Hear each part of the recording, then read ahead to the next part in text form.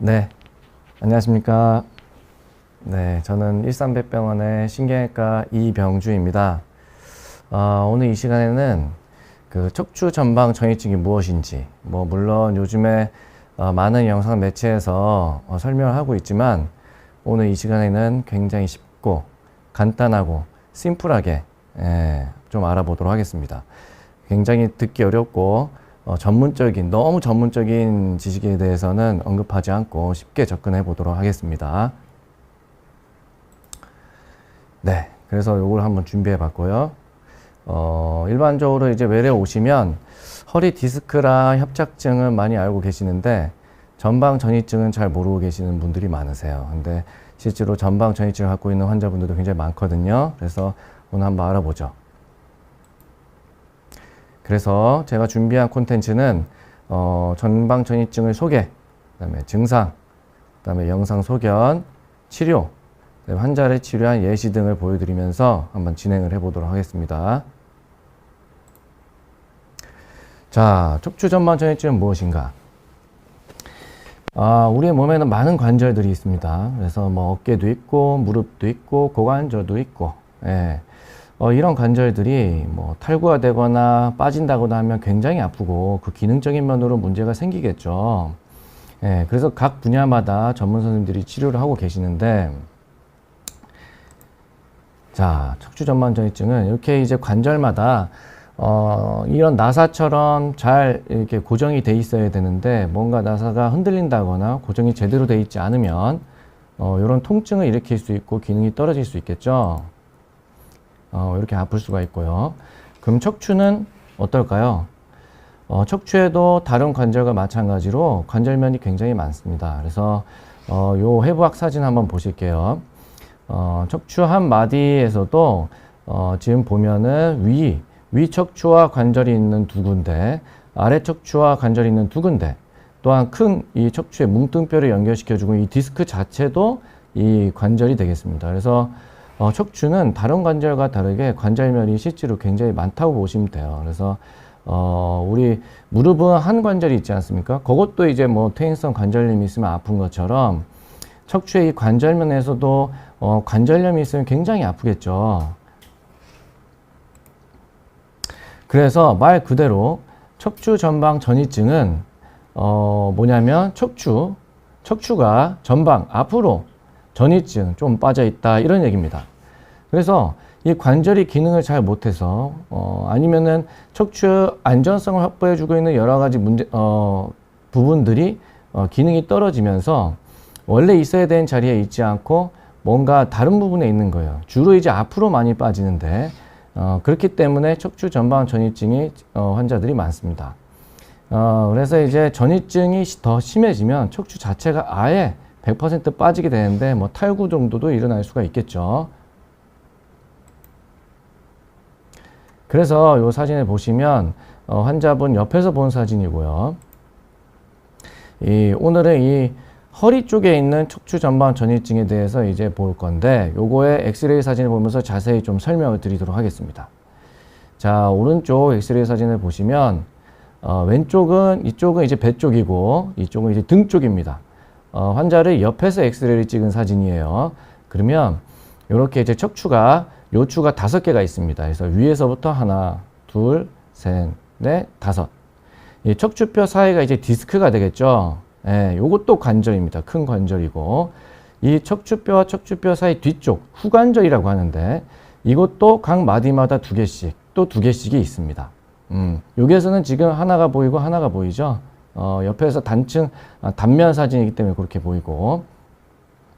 자, 요렇게 이제 대충적 개괄적으로 엑스레이를 보시면 되겠습니다. 그래서 요 사이에서 요 구멍이 있는데 요 구멍 사이로 이제 우리 그 신경이 이렇게 나오고요. 이 목에서부터 쭉 이렇게 큰 줄기 신경이 나오기 시작하고 그 중간중간에 신경도 또 나옵니다. 그래서 요게 신경이 뭔가 눌리게 되면 우리 통증도 일으키고 마비도 오고 그러한 증상이 생기는 거죠. 그래서 이제 또 보면 여기 이제 신경이 이렇게 나가고 있죠. 그래서 이 중앙에서 나오는 신경도 있지만 이 신경공에서 나오는 신경도 있다. 그래서 척추 전방 전이증은 이 신경부에서 나오는 신경이 눌리는 경우가 꽤 있다. 그래서 아까 사진이랑 다르게 아까는 배열이 굉장히 잘 돼 있었는데 지금 보면 이 4번 뼈와 5번 뼈 사이에서 4번 뼈가 앞으로 조금 이렇게 밀려 있죠. 예, 밀려 있습니다. 요게 이제 일반적으로 엑스레이 봤을 때 우리가 알 수 있는 척추 전방 전이증의 엑스레이 소견입니다. 그러면은 이제 우리가 궁금한 게 왜 빠질까? 이 나사를 고정시키는 중요한 부분이 망가지면 우리가 나사가 빠지겠죠? 마찬가지로 척추의 안정성을 유지해주는 중요한 부분이 망가지면 척추가 또 빠지기 시작합니다. 그럼 중요한 부분이 어딜까? 크게 우리가 두 군데를 볼 수가 있는데, 첫 번째는 척추가 이제 여러 파트로 되어 있지만 앞부분과 뒷부분을 연결시켜주는 다리 역할 부분이 공장이 나면 이 척추가 앞으로 빠질 수가 있습니다. 그래서 제가 사진에서 이제 표시를 해놨는데 주로 이제 많은 다리 부분이 문제가 생기는 부분이 이 부분에 이제 결손이 생긴다든지 아니면 골절에 의해서 이 부분이 골절이 생기면 이 척추가 앞쪽으로 이제 빠질 수가 있겠죠. 그래서 이제 예로 뭐 척추 분리증이라든지 선천성으로 이러한 분리증이 생길 수도 있고 외상에서 생기기도 하고 아니면 암에 의해서 여기 생기기도 하고 그렇게 합니다. 이 뒤에서 봤을 때는 이 부분입니다. 그래서 이 위의 관절과 아래 관절을 연결시켜주고 있는 이 부분이 굉장히 좀 얇아져 있는데 이 해부학적으로 좀 약합니다. 그래서 이 부분이 결손이 일어나게 되면 앞에 있는 뭉뚱뼈와 뒤에 있는 후방 구조물들이 이제 분리가 일어나겠죠. 두 번째는 이제 퇴행성 결과에 의한 관절의 고장입니다.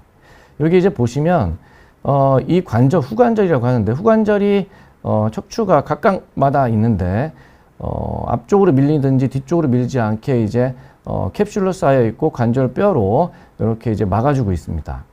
근데 이 관절면이라든지 캡슐 같은 것들이 손상이 되거나 퇴행성 결과에 의해서 마모가 돼서 기능이 떨어지거나 하게 되면 여기 밀릴 수가 있고 또한 이 디스크 자체적으로도 기능이 떨어지게 되면 이 앞으로 밀리는 현상이 일어나게 됩니다.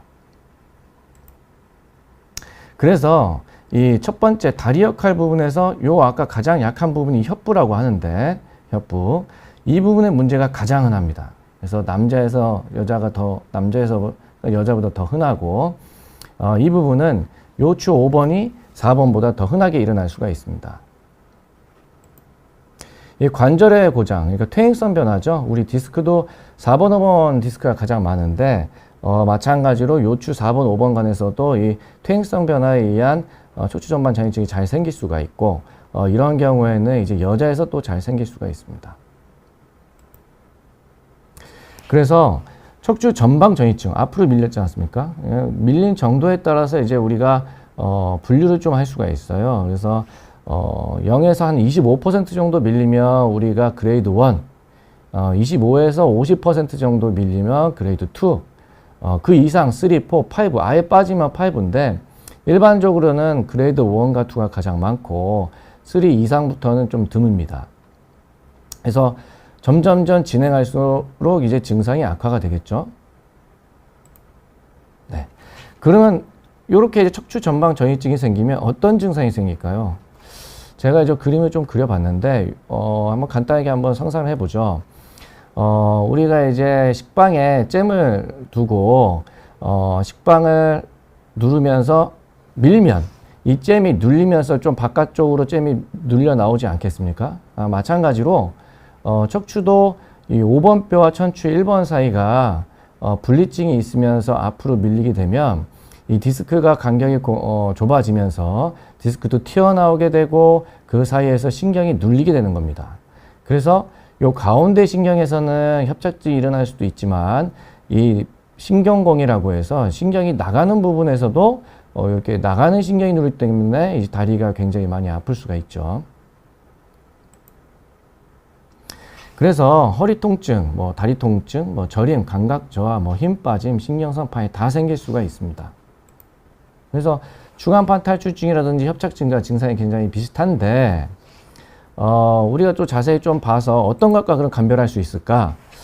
보행이나 자세 변화에 의해서 악화되는 하지 통증과 저리 위약이 있으면 한번 의심을 해봐야 되겠습니다. 왜 그러냐면 척추가 불안정성이 있고 앞으로 빠져 있기 때문에 자세 변화에 의해서 뭔가 신경이 더 눌리거나 그럴 수가 있단 말이죠. 그래서 이런 보행이나 자세 변화에 의해서 증상이 더 심해진다. 그러면 척추 전방 전이증을 조금 더 생각해 볼 수 있겠습니다. 자, 영상 소견 그럼 어떨까요? 자, 요 맨 왼쪽에 있는 사진은 그냥 서 있을 때, 가운데는 허리를 굽혔을 때, 오른쪽은 허리를 뒤로 제꼈을 때입니다. 이분은 허리를 그냥 제대로 섰을 때도 이렇게 앞으로 4번 뼈가 5번 뼈에서 앞으로 이렇게 밀린 게 명확하게 보이죠.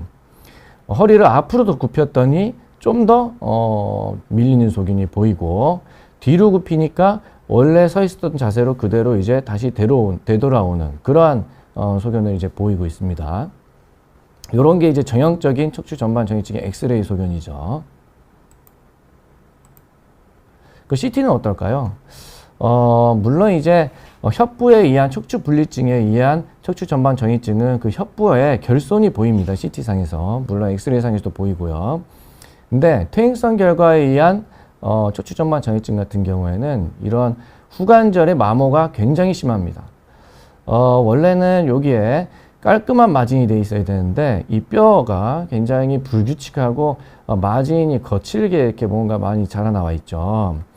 그렇기 때문에 이 기능을 제대로 못해서 이 척추뼈가 앞쪽으로 이제 밀리는 현상이 일어나게 되는 겁니다. 자, MRI에서 보면 요 가운데 신경이 이렇게 내려오는데요. 요 가운데서도 신경이 눌릴 수가 있습니다. 그래서 이 부분의 MRI 단면 사진을 보면 이렇게 신경이 굉장히 원래는 이렇게 이제 동그란 모양입니다. 눌리지 않는 부분은. 그렇지만 전방 전이증이 되면 단면이 앞쪽으로 밀리면서 좁아지겠죠. 협착증과 비슷하게. 마찬가지로 그래서 이렇게 좁아지는 형태가 보이게 되는 겁니다. 자, 요 사진은 아까 보여드렸던 것처럼 그 신경공이 좁아진 사진입니다. 그래서 여기 보면 나머지는 다 동그랗게 신경이 나오는 소견이 보이는데 이 4번, 5번 밀린 부분에 바깥쪽으로 나가면 이렇게 신경공이 보이는데 여기는 거의 보이지가 않죠. 그곳의 단면 사진을 보면 이 좌측과 우측을 비교해 봤을 때 좌측에는 그래도 낫지만 우측에 뭔가 검한 소견이 있으면서 신경이 나가는 부분이 꽉 차 있는 소견이 보이죠. 여기 원래 신경이 이렇게 나가야 되는데 이 디스크가 신경을 누르는 소견이 이렇게 보이는 겁니다. 그러면 어떻게 치료를 할까요? 일반적으로는 이 추간판 탈출증이나 협착증과 치료가 비슷합니다. 그래서 보존적 치료를 충분히 하고 나서 되지 않으면 이제 수술적 치료를 하게 되는데 보존적 치료는 다음과 같이 구성이 되죠. 약물 치료라든지 물리 치료, 운동 치료, 그다음에 이제 우리 주사 치료, 그다음에 뭐 시술적 치료. 요즘 많이 하고 있는 시술적 치료를 포함하고 있고 이러한 치료를 반복적으로 했는데도 불구하고 되지 않으면 이제 수술적 치료로 넘어가는 것이고요. 그래서 증상 있는 환자의 한 10에서 15% 정도만이 수술적 치료로 넘어간다라고 알고 계시면 되고 그 전까지는 대부분 여생까지 사시는데 크게 문제없이 사실 수가 있습니다. 그렇지만 수술적 치료를 바로 해야 되는 경우도 있습니다. 이런 경우는 어떤 경우에냐면 마비가 왔을 때 운동신경의 기능이 떨어져 마비가 왔을 때는 바로 수술하는 경우가 좋습니다. 그래서 반드시 이러한 경우가 있는 경우에는 척추 전문의와 상의해서 결정을 해야 되겠죠. 자, 좀 자세하게 한번 들어가 볼까요?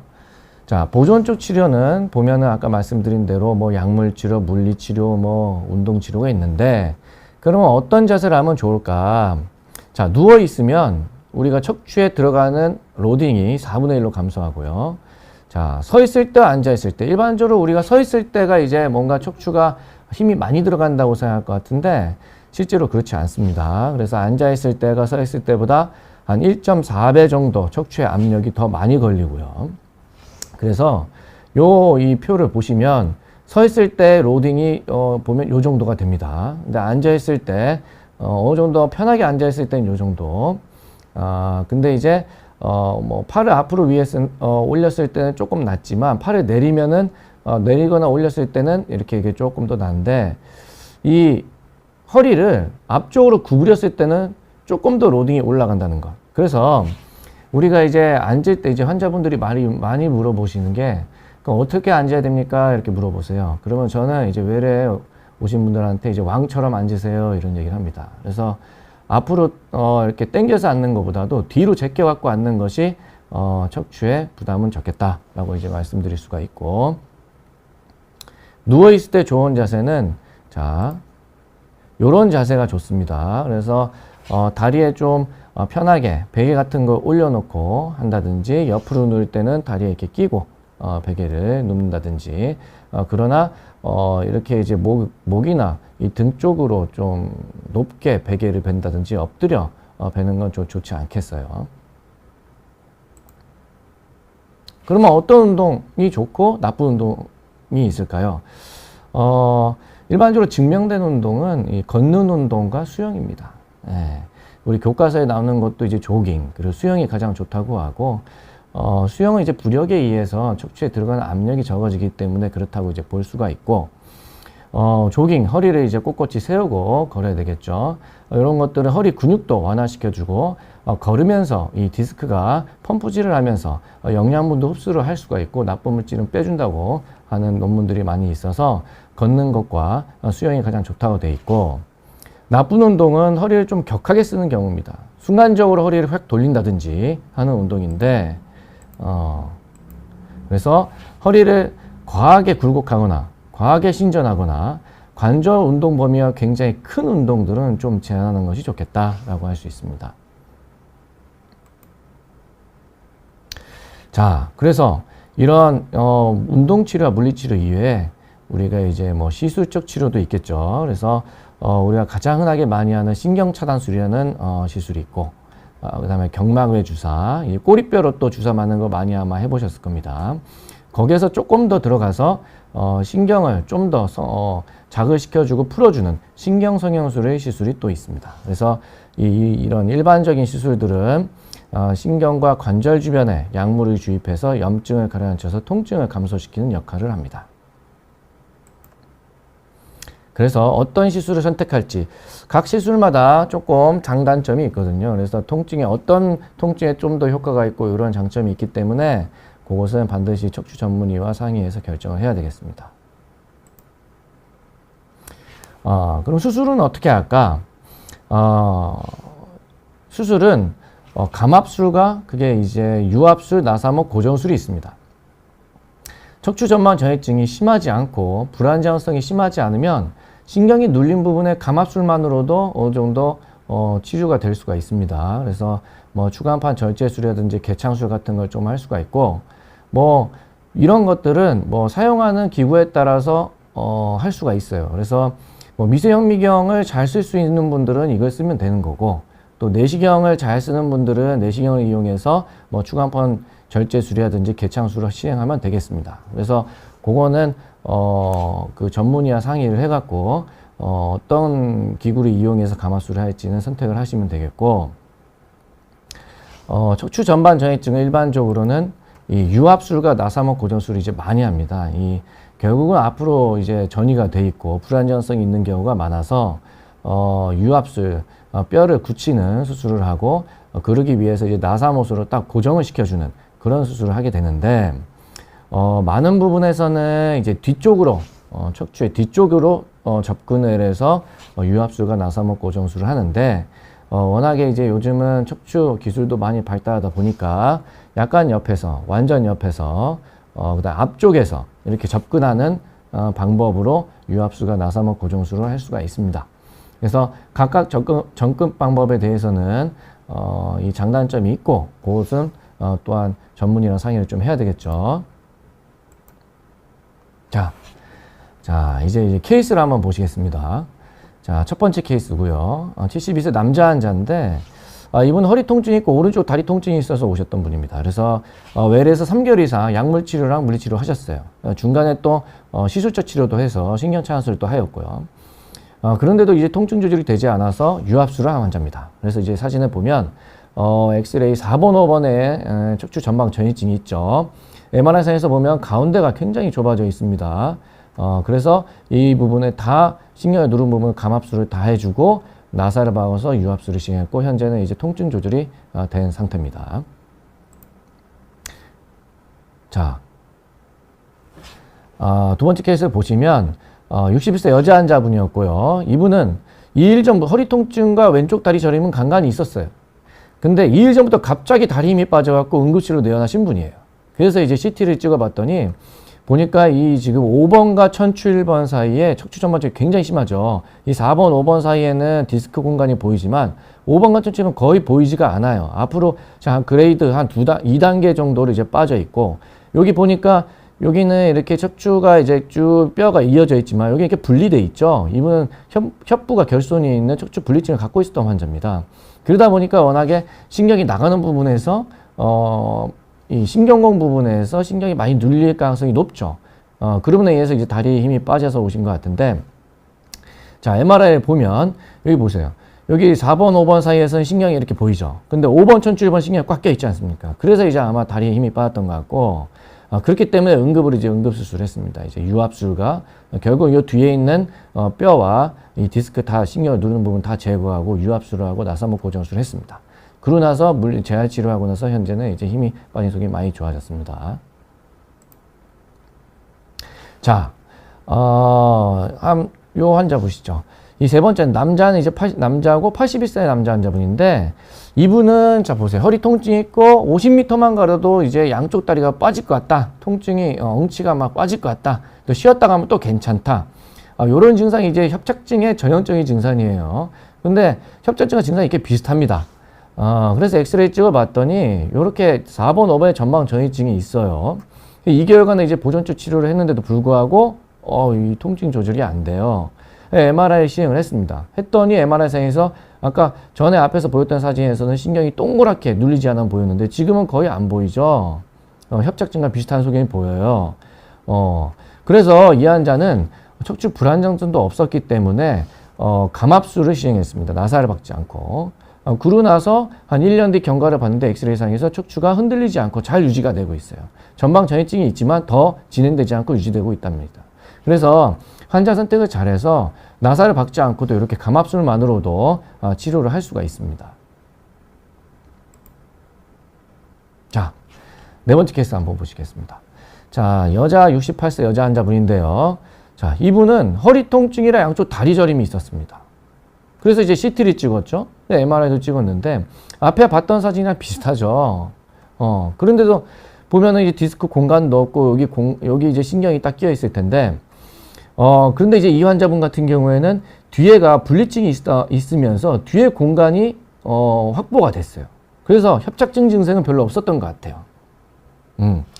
그렇지만 보존적 치료, 약물 치료랑 물리 치료, 중간에 심하면 시술적 치료를 하고 지금은 수술 안 하고 3년 동안 외래 경과하면서 잘 지내고 계십니다. 이렇게 환자에 따라서 보존적 치료만으로도 잘 지낼 수가 있습니다. 자, 이분은 한번 보시도록 하죠. 이분은 이제 77세 남자 환자분이신데 그 체육관 관장님이세요. 그래서 워낙에 뭐 유도도 하고 뭐 권투도 하시고 뭐 이런 분들입니다. 뭐 하루라도 운동을 안 연세가 77세이신 분인데도 운동을 안 하면 안 된다고 막 하시는 분이에요. 그래서 저한테 이제 허리 통증이라 특히 오른쪽 다리 통증이 너무 아프다라고 해서 오셨어요.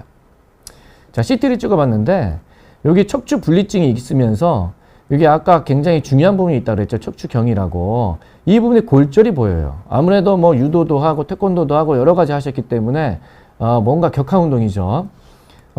그 운동을 하면서 골절이 됐던 것 같아요. 이 부분이 이제 여기 보이죠. 그래서 처음에 제가 이제 요거는 이제 수술을 해야 됩니다. 수술 치료를 하셔야 돼요. 라고 말씀을 드렸어요.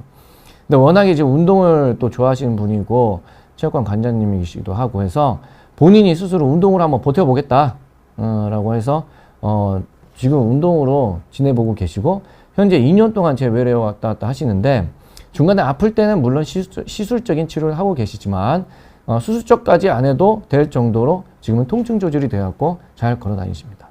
네. 그래서 이렇게 수술 안 하고도 치료를 환자에 따라서 치료를 할 수 있다라고 알고 계시면 되겠습니다. 네. 그래서 이렇게 아주 쉽고 간단하고 심플하게 우선은 척추 전방 전이증에 대해서 알아보았습니다. 그래서 오늘 많은 도움이 되셨는지는 모르겠네요. 그래서 질문 사항이 있으면 저희 여러 가지 인터넷상에서도 올려주시면 되겠고요. 저는 오늘 여기까지 진행하도록 하겠습니다. 감사합니다.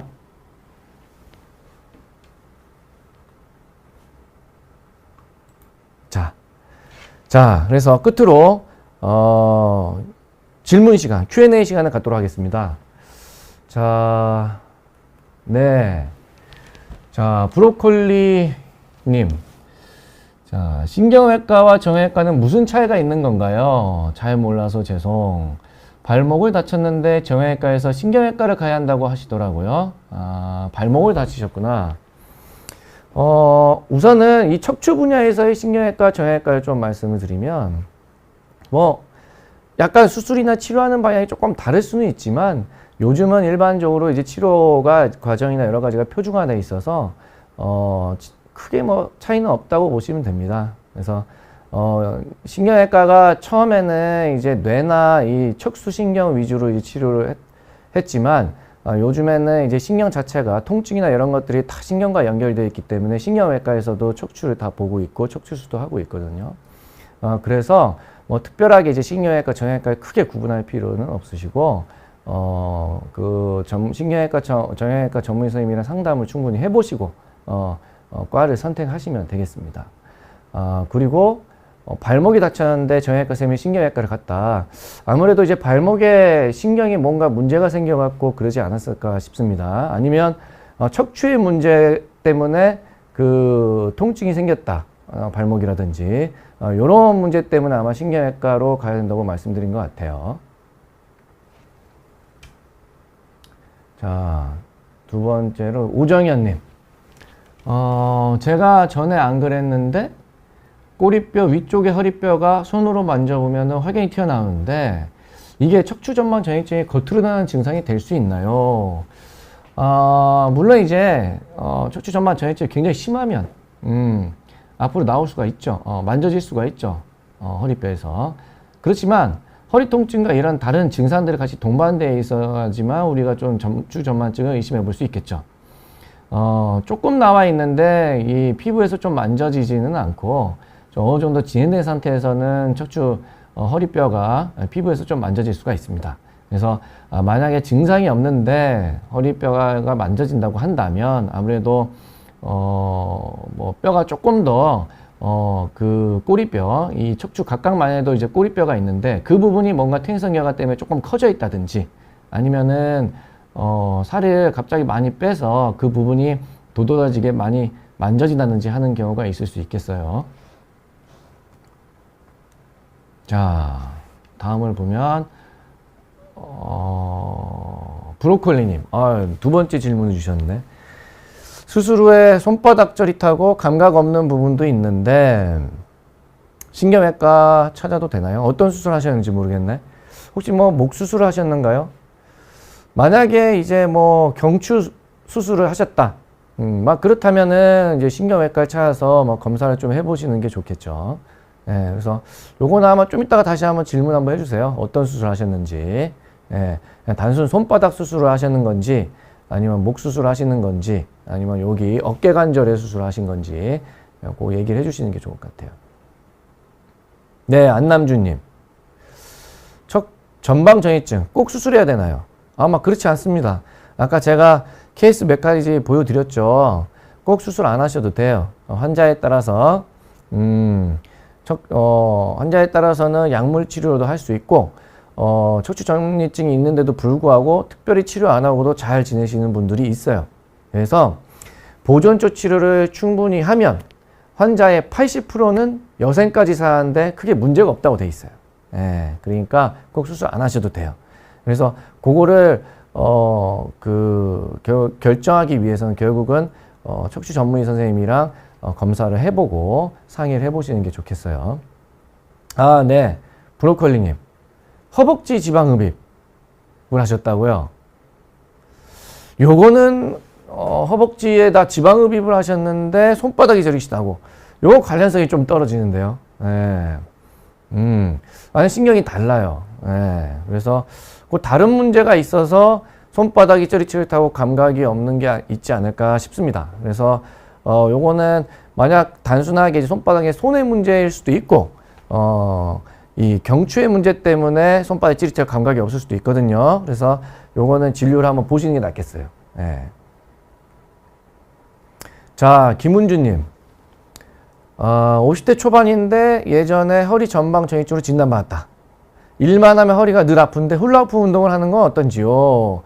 뭐 건강한 운동법은 어떤 게 있을까요? 네, 그래요. 그래서 아까 이제 사진으로 좀 보여드렸지만 척추 운동, 우리 한국 분들이 굉장히 부지런하셔갖고 뭔가 이제 운동이나 이런 것으로서 뭔가 치료를 많이 해보시려고 하시는데 운동은 간단합니다. 예, 조깅이나 수영하시면 좋습니다. 척추에는. 근데 척추 전방 전이증에는 그거는 알고 계셔야 돼. 그 물리치료나 운동치료를 하실 때 척추를 잡아 당기는 그러한 운동치료나 물리치료 안 하시는 게 좋고, 그 다음에 후방으로 척추를 너무나 뒤로 제끼는 그러한 운동, 스트레칭은 안 하시는 게 좋아요. 뒤로 허리를 너무 제끼면 척추 전방 전이증이 더 심해질 수 있어요. 그렇다고 또 너무 앞으로 제끼면 또 다른 문제가 생길 수가 있거든요. 그렇기 때문에 너무 과하게 하면 안 된다. 예. 일반적으로 우리가 좋은 자세라고 하면 허리를 조금 피면서 어깨를 피고 걷는 자세, 그 자세라도 잘 유지해 주시면 좋겠어요. 훌라후프 정도는 크게 문제가 없을 것으로 봐요. 네. 자, 안남주님. 척추 전방 전이증 어느 정도 밀려 나오면 멈춘다고 들었는데 계속 밀려 나오는지 궁금합니다. 아, 네. 이거 어디서 얘기를 들으신 것 같아요. 네. 아까 제가 말씀드릴 때 밀려 나오는 정도가 이제 분류가 있다 그랬죠. 거기에서 이제 그레이드 1과 2가 가장 흔하다고 그랬어요. 그런데 그 이후에 그레이드 3, 4, 5, 그다음 아예 털고 빠지는 것 정도까지는 굉장히 드물어요. 이런 분들은 대부분 이제 원래 태어날 때부터 이 척추 분리증이 심한다든지 선천적으로 좀 문제가, 척추 관절이나 문제가 있는 분들이 있어요. 그래서 어렸을 때부터 척추 전만증이 있어서 그걸 계속 진행하는 분들이 있어요. 근데 이제 그거는 굉장히 좀 드뭅니다. 그래서 그런 분들은 젊었을 때부터 뭔가 조금 척추 전만증을 진단받아갖고 조금 진행돼 있다고 얘기를 들은 분들은 좀 더 진행할 수도 있어요. 그리고 영상 검사를 정확하게 해보고 어디에 문제가 있는지도 보고 판단을 좀 해봐야 되겠죠. 그런데 일반적으로 퇴행성 척추 전방 전이증이 가장 많아요. 퇴행성 전이증은 나이가 많아서 점점 많아지고 가장 흔한 전방 전이증은 이 협부 결손에 의한 전방 전이증인데 이런 경우에 한 그레이드 1에서 2 정도까지만 밀립니다. 그래서 3 정도까지는 잘 밀리지가 않아요. 특히 퇴행성 결과 같은 경우에는 관절이 망가졌지만 그래도 관절이 있기 때문에 아예 빠지지는 않는다는 얘기예요. 또한 디스크 자체적으로 퇴행성 결과에서 밀리지만 디스크가 아예 다 파열된 것이 아니기 때문에 어느 정도 밀리면은 더 심하게 밀리지는 않는 경우가 많아요. 그래서 한 그레이드 2 정도, 25%에서 50% 사이 그 정도까지는 밀릴 수 있지만 그 이상은 잘 밀리지 않습니다. 자, 크레모나 TV 선생님. 자, 선생님. 저는 가끔 스트레스를 받으면 목 앞부분이 뭉치면서 딱딱한 멍울이 만져지고 움직이면 딱딱 소리가 납니다. 꾹꾹 누르면 아파요. 모르겠어서 혹시 목신경이 눌리는 경우도 있을까요? 아유, 오늘 척추 전방, 허리 척추 전방 전이증 하는데 목을 질문을 주셨구나. 그래요. 목 앞부분이 뭉치면서 멍울이 만져지고 움직이면 딱딱 소리가 난다고요? 요거는 이비인후과 선생님이나 내과 선생님 한번 보시는 게 좋겠는데요. 일반적으로 이제 목이 아프면 목 뒤쪽으로 아픈 경우가 많고, 목 앞쪽으로 아픈 경우에는 이제 물론 근육이 있지만 여기는 이제 림프절들이 많이 있어요.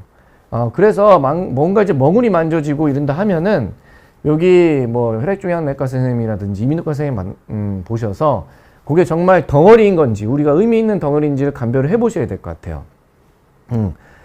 크레모나 TV님께서는 그 내과나 이비인후과 선생님 빨리 진료 한번 보시는 게 좋겠어요. 네. 자, 안남준님. 전방전이증, 항문 통증이 있을 수 있습니까? 있을 수 있죠. 네. 그 5번이랑 천추 1번, 그 아래에서 이제 눌리게 되면은 그 담당하는 신경이 항문을 감각이나 이런 쪽으로 이제 할 수 있기 때문에 항문 통증이 있을 수가 있어요. 예. 우리가 디스크가 그쪽으로 터져도, 그 항문 주변이, 감각이 무디고 막 이런 것처럼 그쪽에 신경이 많이 눌리게 되면 또 그럴 수가 있습니다. 예. 자, 척추, 안남준님, 예, 질문이 또 하나 더 주셨네요. 척추 전방 전이증, 계속 오르기 해도 될까요? 계단 오르기 해도 될까요? 네. 계단 오르시는 거는 뭐, 그런 거는 크게 문제가 없어요. 뭐, 우리가 일상생활 하는데 계단 안 오르고 어떻게 살 수가 있겠어요? 예. 계단 오르고 하셔야지. 예. 그런 거 하셔도 되는데, 허리를 너무 굽히거나 너무 뒤쪽으로 제끼면서 오르는 거는 피하시고, 만약 계단 오르기를 하실 때 통증이 있다 그러면 좀 피하시는 거는 좋아요. 예. 자, 김은주님. 전방전이증은 체중 관리도 중요한가요? 그렇죠. 요거는 뭐 전방전이증뿐만 아니라 뭐 추간판 탈출증, 협착증에도 체중 관리가 중요합니다. 일반적으로 비만이면 이 척추로 늘리는 로딩이 많아지기 때문에 퇴행성계가 좀 빨라집니다. 그런데 마른 비만들 있지 않습니까? 말랐는데 배가 많이 나오신 분들, 이런 분들이 더 안 좋아요. 왜냐하면 배 쪽으로 이제 체중이 해서 무게중심 앞쪽으로 쏠려서 이 디스크 압력이 또 올라가기도 하고 결국에는 관절이나 이러한 중요한 부분들에도 압력이 올라가기 때문에 전방전이증도 조금 진행할 수 있고 그래서 체중은 조금 관리를 해주시는 게 좋습니다. 예. 자, 나의 기쁨님. 좌골 신경외과 엉덩이가 너무 아프고 발끝이 찌릿찌릿하고 화장실 가도 아파서 힘들고 기침을 해도 울리고 자고 나면 일어날 수가 없어요. 수술의 날은 잡아놓고 어떻게 해야 할지 저 좀 살려주세요. 그래요. 그 수술하기 전에 어떤 치료를 하시는지 모르겠네요. 예, 그래서 아까 말씀드린 대로 일반적으로 한 3개월 정도 보존적 치료를 합니다. 요즘은 이제 시술적 치료가 많이 돼 있어서 발달돼 있어서 시술을 꼭 한번 해보시는 게 좋을 것 같아요. 그러나 마비가 있으면은 수술은 빨리 하시는 게 좋아요. 그래서 나의 기쁨님이 만약에 약물 치료도 하고 시술 치료도 했는데도 불구하고 지금 이러한 상태다. 발끝이 찌릿찌릿하고 화장실도 가는데도 너무 아프고 기침을 해도 너무 아프고 자다가도 깬다. 이러면 수술하셔야지. 예. 이 정도는 수술하셔야 돼. 예. 무조건 뭐 수술하지 마라 이런 얘기는 아니고 이 정도로 일상생활도 힘들고 인간답게 못 살 것 같으면 수술 날짜 빨리 잡으셔갖고 수술하셔야 돼. 예. 자, 폼심님. 자, 두통 때문에 신경외과 진료보고 CT 찍었는데 원인은 심각한 일자목 때문에 결론 나왔습니다. 자, 일자목 운동으로 치료되나요? 운동만으로도 힘든가요? 네, 아유, 오늘 뭐 목 쪽으로 많이 물어보시네. 네, 저희 병원에서도 뇌 보시는 선생님이 이 뇌 쪽 혈관을 볼 때 그 CT가 경추도 같이 나와요. 그래서 그걸 보시면서 이제 목에 문제가 있으면 이제 저한테도 많이 의뢰를 해주세요. 뇌 선생님들이. 그래서 이 두통이 있는데 일반적으로 일자목 두통 같은 경우에는 이제 뒤쪽 두통, 후두통이 많습니다. 그리고 여기 보면 관절들이 이제 뻣뻣해지기 때문에 일자목 같은 경우에는 뻐근하게 아프면서 이 뒤통수 두통이 같이 동반되는 경우가 많습니다. 그래서 요런 일자목 때문에 두통이 경추뿐만 아니라 후두통도 생길 수가 있고 일자목은 운동으로 치료가 되나요? 우선은 나이가 젊다면 자세를 제대로 잡아주는 게 굉장히 중요하겠어요. 만약에 일자목뿐만 아니라 더 심해져서 역시자 목으로 돼 있어서 목을 들 수가 없는 정도가 된다. 그러면 우리가 수술까지도 고려해 볼 수 있겠지만은 그런 정도가 아니면 우선은 목 자세를 가장 잘 유지를 시켜주는 게 중요해요. 그래서 목은 그러면 어떻게 자세를 유지시켜줘야 되냐? 이 어깨를 쭉 펴시면서 이 어깨선과 귀선이 일직선되게 턱을 조금 당기셔야 돼. 이 뒤로 이렇게 당기시는 분들이 있어. 근데 그러면 안 돼. 이렇게 당기셔야 돼. 그럼 난 잘 모르겠다. 그러면 벽에다 갖다 대면 돼요. 벽에다가 어깨도 갖다 대고 뒤통수도 이렇게 갖다 대시면 돼. 정면을 보시면서. 그런 자세가 가장 좋다고 되어 있습니다. 이 교과서에도. 우리 육군사관학과 보면은 그 밥 먹을 때나 책 읽을 때나 보면은 딱 똑바로 이렇게 하고 있잖아요. 그런 자세가 가장 좋아요. 네, 그런 자세 한번 유지 한번 해보세요. 그래서 그렇게 이제 스트레칭하고 자세 잡아주고 운동으로 해서 젊은 나이에 또 그렇게 유지해주면 1.5도 어느 정도 회복이 될 수가 있어요. 자, 브로콜리님. 선생님, 그런데 허리와 무릎이 퇴행성 변화로 아픈 것 같은데 신경의 문제인지 진통소염제 먹으면은 정형외과 다녀야 하는지 환자가 판단할 수는 없겠지요. 그렇죠. 자, 우선은 결국 이제 통증의 문제는 신경의 문제예요. 이제 우리 뭐 무릎 관절도 그렇지만 허리 관절 같은 경우에는 이제 디스크가 있는데 디스크 안에는 처음에는 신경이 없어요. 근데 이제 디스크가 퇴행성 결과를 밟으면 그 옆에 디스크 주변에 있던 신경이 조금씩 디스크 안으로 자라나가면서 그 디스크 통증을 일으켜요. 결국은 통증의 개념은 신경의 문제다.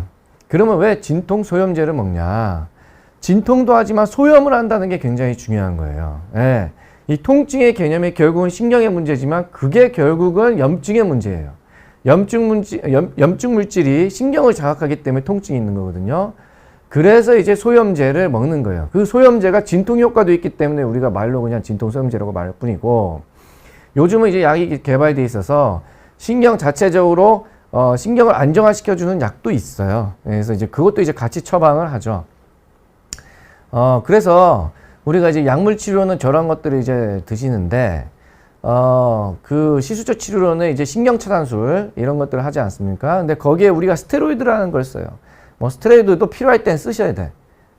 요즘에 저도 이제 외래할 때 그런 얘기 많이 해요. 너무 맞으시면 안 좋아요 이런 얘기 하는데, 요즘은 또 물어보시는 게 스테로이드는 절대 맞으면 안 되는 거 아니에요? 이런 얘기를 또 하시더라고. 근데 필요할 때는 맞으셔야 된다고. 너무 많이 맞으시면 안 되는 거고.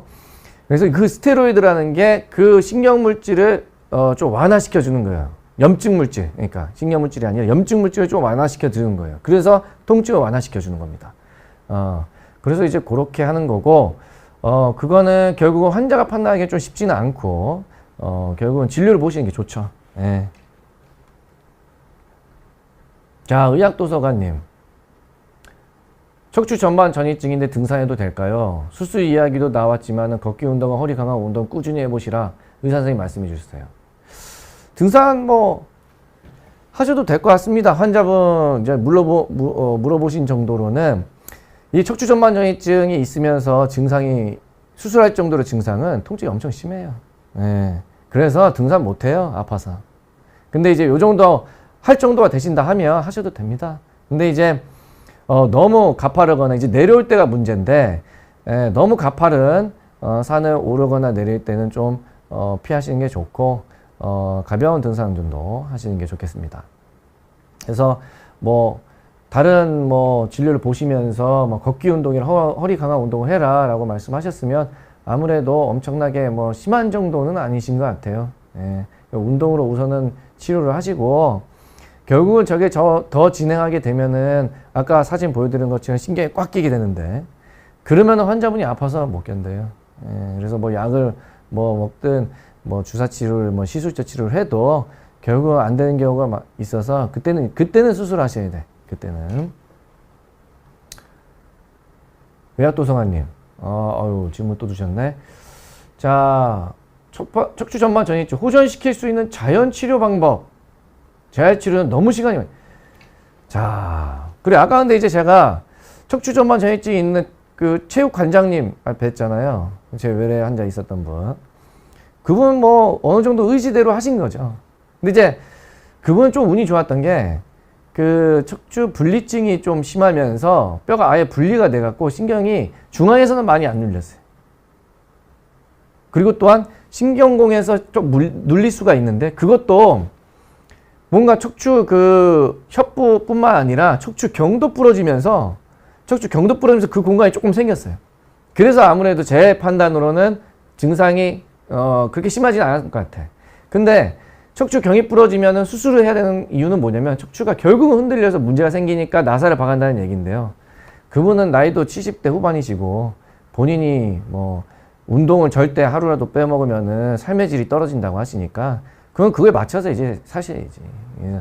그래서 그분은 이제 뭐 추후에 제가 그런 얘기는 드렸어요. 추후에 너무 아프다, 다리 마비가 왔다 이러면 당장 응급실로 오셔라 이런 말씀을 드렸으니까 너무 또 그런 자연치유적으로 생각하시면 또 곤란하고, 이게 척추 전반 전이증이 이제 환자마다 좀 다를 수가 있는데 심한 정도, 증상도 어느 정도 심한 정도, 신경이 꽉 껴있는 정도에서는 자연치유 방법이 거의 힘들다고 보시면 돼요. 조금씩 나이가 되면서 진행할 수가 있고, 예, 경도 심하지 않은 정도에서는 뭐 자연치유 뭐 어떤 방법이 있는지 모르겠어요. 그럼 물론 뭐 운동치료나 뭐 등산 이런 것도 이제 자연치유를 생각하신다고 한다면 그런 것도 도움이 되실 수 있을 거예요. 예, 걷는 운동 하시고 수영하시면서 예, 그렇게 하시면 되겠어요. 재활치료, 그렇죠. 재활치료 시간 너무 많이 걸리죠. 그래서 의학도서관님은 한번 진료를 한번 보시는 게 좋겠어요. 상태가 도대체 어느 정도인지 한번 확인해 보는 게 좋을 것 같아요. 예. 좀 궁금하긴 하네요, 제가. 예. 자, L2B님. 진료 봤을 때 저는 2단계라고 들었는데, 저는 31살 여자입니다. 네. 필라테스나 요가 같은 구부린 동작 같은 거 해도 될까요? 크게 통증은 없지만 가끔 불편감을 느낄 때가 있습니다. 그리고 오래 서 있을 때 다리가 허벅지 옆이 저립니다. 이럴 때는 뭘 해줘야 도움이 될까요? 네, 아까 제가 그랬잖아요. 잘 진행 안 하는데 젊은 나이에 좀 진행되어 있는 분들은 더 진행할 가능성이 높다. 선천적으로, 물론 그렇지 않은 경우도 있지만 선천적으로 척추의 안전성을 확보해 줄 수 있는 그런 부분들이 뭔가 문제가 있는 경우가 있어요. 예. 그래서 지금 L2B님은 좀 더 진행할 수도 있어요. 관리를 잘 하셔야 돼요. 지금 필라테스나 요가 같은 구부린 동작 안 하시는 게 전 나을 것 같아요. 예. 허리를 아까도 보여드렸는데 과하게 신전하거나 과하게 굽힘을 하거나 이런 운동은 안 좋아요. 근데 이제 제가 알기로는 요가나 이런 것들이 허리를 조금 스트레칭을 하면서 많이 굽히는 거로 알고 있는데 그런 동작 안 하시는 게 좋을 것 같아요. 그렇다고 또 뒤로 너무 굽히는 것도 또 안 좋아요. 지금 아마 제가 봤을 때는 아직은 젊어서 신경이 많이 끼어 있을 것 같진 않아요. 그래서 중간중간에 이제 불편한 건 조금 느낄 때가 있다, 이런 증상이 있는데 지금 요 정도로는 뭐 약물치료나 물리치료 정도로 하시는 게 좋겠어요. 예. 수영하세요, 수영. 예. 그리고 조깅 하시고.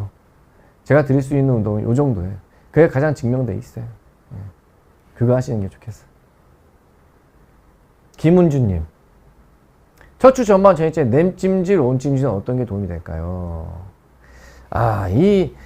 요런 것들이 막 특별하게 특성화되어 있어 갖고서 선택을 딱 정해져 있는 건 아니고, 자, 이게 이제 일반적으로 외상에 의해서 뭔가 다쳤다, 허리 삐끗했다, 이 척추 전반 전이증 있는 분들이 허리가 또 허리 근육도 약한 수도 있거든요. 척추가 이제 앞쪽으로 빠져 있다 보니까 좀 텐션하기도 하고, 그래서 뭐 무거운 걸 조금 들었는데 삐끗했다, 이렇게 급성으로 생긴 경우에는 이제 냄찜질이 좋죠. 왜냐면 염증 물질을 뭐 근육뿐만 아니라 그 안쪽에 약간 구조물에도 염증 물질이 확 나올 수가 있는데, 이 냉찜질을 하면은 이 차가운 온기가 냉기가 그런 염증 물질이 좀 덜 나오게 할 수 있다고 그래요.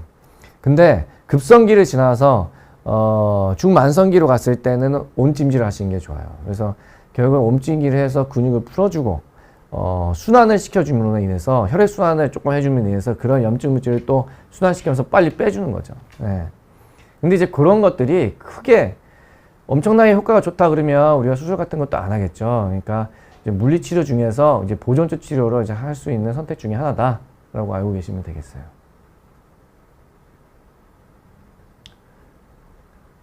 네. 네. 그래서 네, 알겠습니다. 그래서 질문이 오늘 굉장히 많이 주셨는데, 네, 오늘 제가 많은 도움이 되는지 모르겠습니다. 그래서 뭐 질문 사항이 있으면 혹시 뭐 제가 제 강의에 제 메일을 주소도 옮겨 놓을 테니까요. 거기에 이제 뭐 질문해 주시면 제가 시간 나는 대로 답변을 또 드리도록 하겠습니다. 네, 저는 오늘 이렇게 마무리하도록 하겠습니다. 네, 감사합니다.